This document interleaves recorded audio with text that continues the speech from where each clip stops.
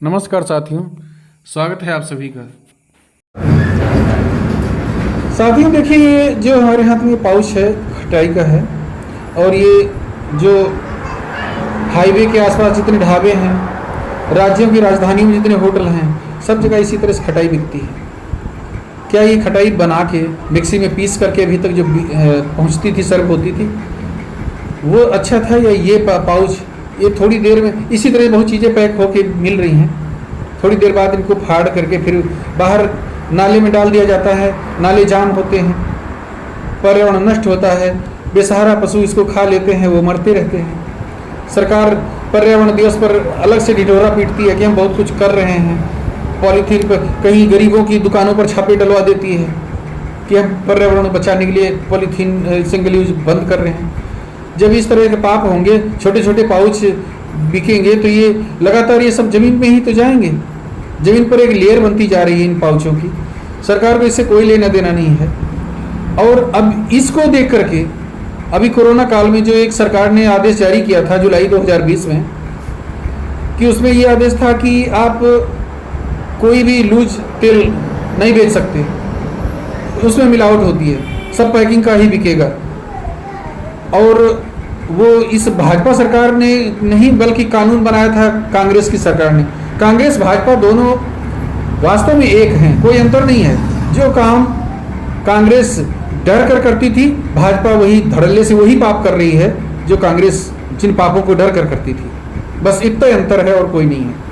2011 में कांग्रेस ने कानून बनाया था कि जो खुला खाद्य तेल बेचेंगे उनको उन पर 6 महीने का जेल भेजा जाएगा, या फिर वो मिलावट होगी तो उम्र कैद तक की सज़ा का प्रावधान किया था।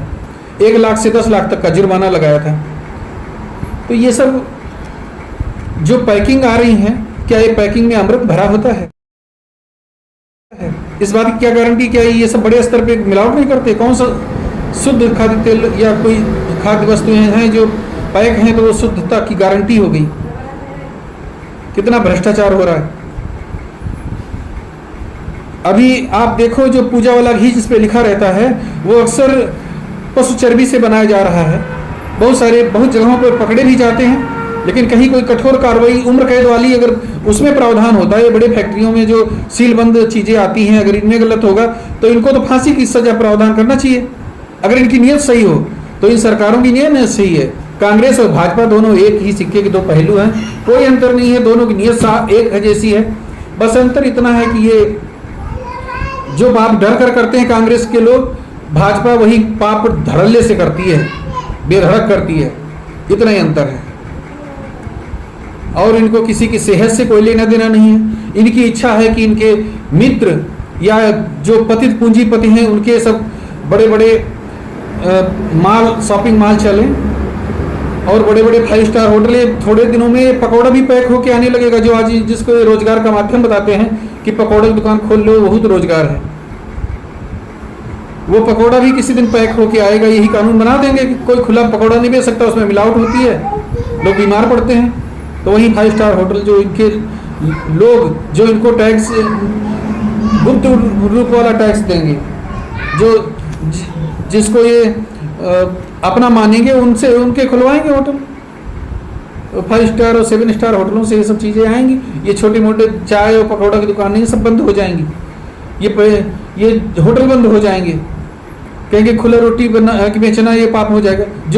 जब खाद्य तेल नहीं बेच सकता तो रोटी भी कैसे बेच सकती है? उसमें भी तो मिलावट हो सकती है, पता नहीं कैसा कैसा आटा मिला रोटी बना देते हैं, और वहाँ से पैकिंग होके आएगी बड़े होटल से, वहाँ मोहर लगी होगी उसकी। तो मतलब ये सब पाप हैं। आप इस पर विचार करो कि ये कोई कानून अच्छा है जो ये बना है, या इस पर।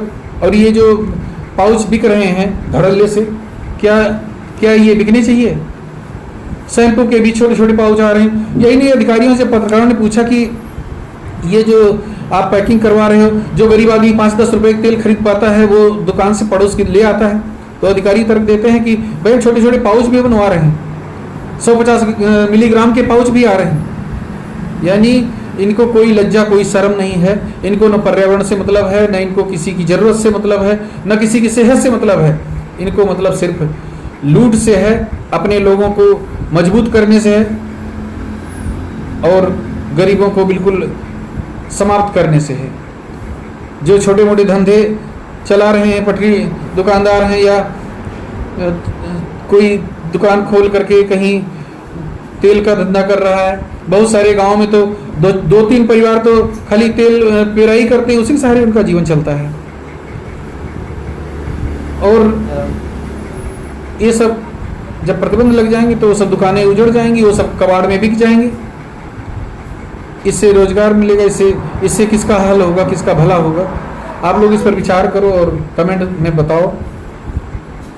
अगर हमारी बात ठीक लगी हो तो लाइक शेयर जरूर करें और चैनल को सब्सक्राइब नहीं किए हैं तो अवश्य करें। धन्यवाद।